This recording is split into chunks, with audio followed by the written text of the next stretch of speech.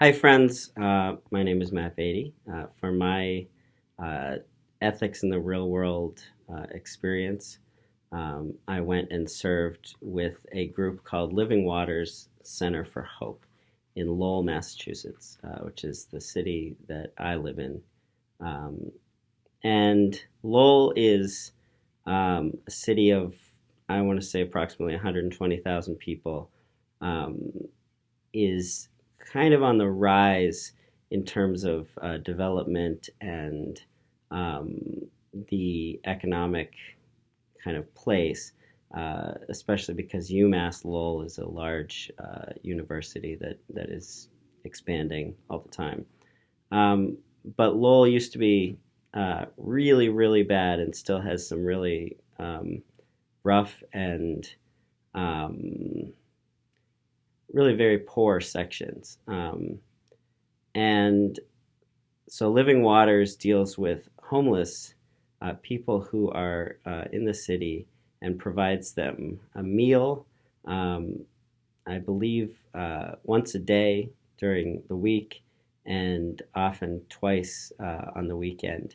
And so once a month, my church goes down, people from my church, and serves breakfast. So I had the opportunity to go down and to serve breakfast with them. But I was blessed because the director, Diane Waddell, was there and spent hours with me, both showing me around, talking about the vision and the ministry, but really sharing her heart for what they do.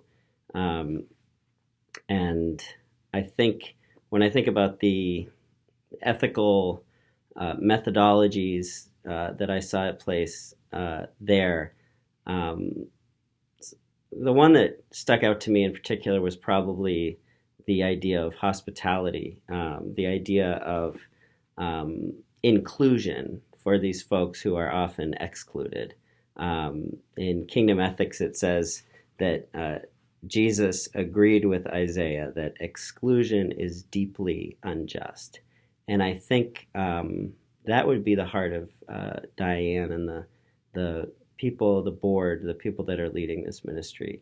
Um, I will confess that, like so many of you have talked about, um, I have often viewed um, homeless people as more of a nuisance or a blight, um, or just an unfortunate reality, almost a fixture in the city, not as a person, not as a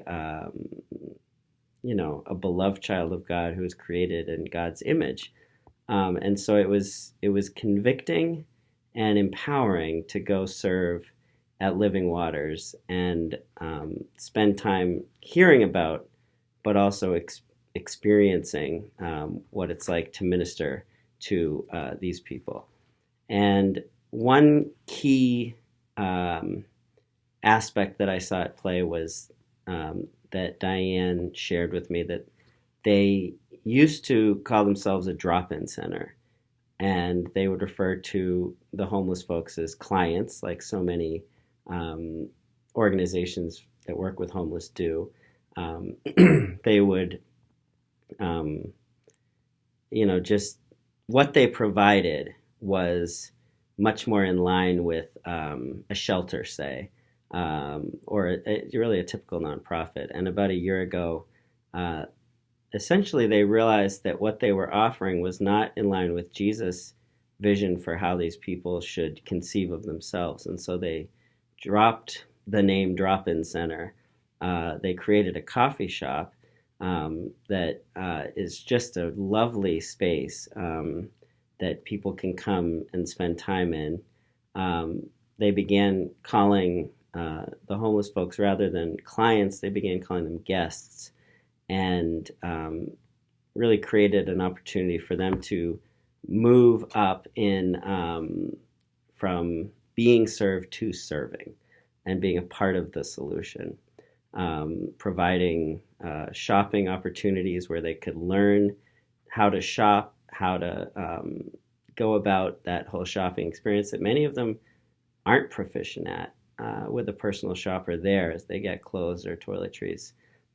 etc. And so that idea of both eating with, befriending, and standing beside these people, not excluding them, not keeping them at an arm's length, but seeing them truly as um, neighbor, as my neighbor, um, was something that I absolutely saw at work, and that um, impressed me and was impressed upon me that my heart, I really have a lot of room to change in regards to this situation. So that was my experience, and looking forward to interacting about it this week.